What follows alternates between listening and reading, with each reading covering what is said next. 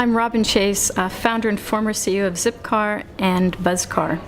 I think peer collaborations are the future of business and of the new economy, that we are going to get the best of both worlds, the best of industrialization and the best of customized, localized, individual efforts. And so it's a very exciting new potential of what can happen today.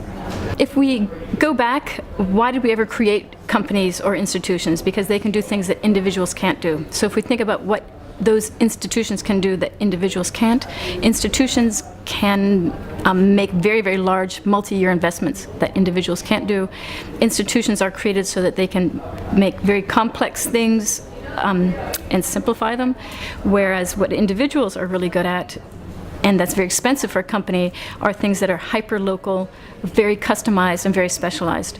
So it used to be in the industrial economy, pre-internet days, that companies, in order to do their businesses, would have to bring everything inside because the transaction costs were so high and so painful. Because of the internet, we now actually can have autonomous individuals and small companies providing all of many of the services and products that big companies used to do. And as I say, we get the best of both worlds now because we can have things that are much more customized and fine-tuned. Whereas the industrial economy, we standardized everything, and there's some things we like standardized, like I like my smartphone to be standardized, but we've gone even farther. We standardized things that shouldn't be standardized, and now the pendulum will start moving back. So we see it in everything. We see it in every sector. So peer-to-peer car sharing, Airbnb for hotels, YouTube creating different types of videos and incentive solutions that are crowdsourced solutions. I talked to someone in the video industry, and he's providing very high-end animation services to independent filmmakers. So again, providing this new combination. Excess capacity I think of as something that someone else already bought and that there's a lot of value left in it. So I think there's three ways we can get at excess capacity. So if we think of Zipcar took an asset that was a big thing that we weren't using very much, and we served it up in small slices. Or my company Buzzcar is getting the used cars of other people, their own personal cars, and we're aggregating it so it's now something that's easy to rent. And then the third way would be if we think about open data or smartphone and apps. We're saying, here's this great thing.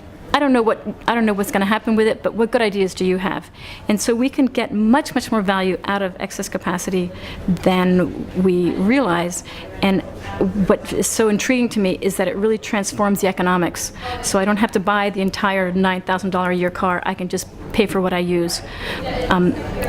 And again, with open data, someone else already paid for that data one time, and we innovators can repurpose it and get more value out of it. So it changes what it costs to innovate and how we use physical resources, can use them much more efficiently, and how we can tap into human resources much more efficiently, your own unique skill sets. I don't have to buy all of you, but I can get a little piece of you. So Turn Down the Heat is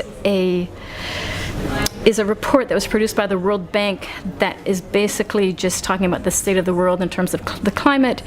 And to be even shorter, the International Panel of Climate Change, Intergovernmental Panel, they just produced a report which 2 or 3 weeks ago it came out, and they do this on a periodic basis. And the projections of the best of the world scientists are that we have 20 years to decarbonize our entire planet, take carbon out of all of those things, if we're going to have a 50-50 chance of halting global warming to 2 degrees, which is what they say is the outside of what we can actually handle well. And it'll still be horrible and calamitous, but it looks today that we are going to a much, much higher place very, very quickly. And so I'm trying to get everyone to be incredibly focused that we are in a real crisis mode, and we might not have humans around by 2100. Are some of the answers to turning down the heat? Right. So thank you. Yeah. So the reason I'm combining these two things is I think that this Peers Incorporated business model, some of its characteristics that are inherent in this new collaboration between individuals and companies, is that these companies scale incredibly fast because we're not doing serial processing or parallel processing. We're having everyone can jump onto a platform at once. They are very, very resilient and provide a lot of redundancy because there's so many different people providing the services. And they also attract and pull out the best innovation and the best of creativity that happens locally. So I see this Peers Incorporated business model as the required business structure to deliver the solutions we're going to need that can grow at this incredibly high pace and meet the challenges we need. And a sentence from my friend Bami Banerjee was, you can't solve exponential problems, which is the ones we are feeling today, with linear solutions. And it's really this new business model, this new organizational structure that delivers exponential solutions.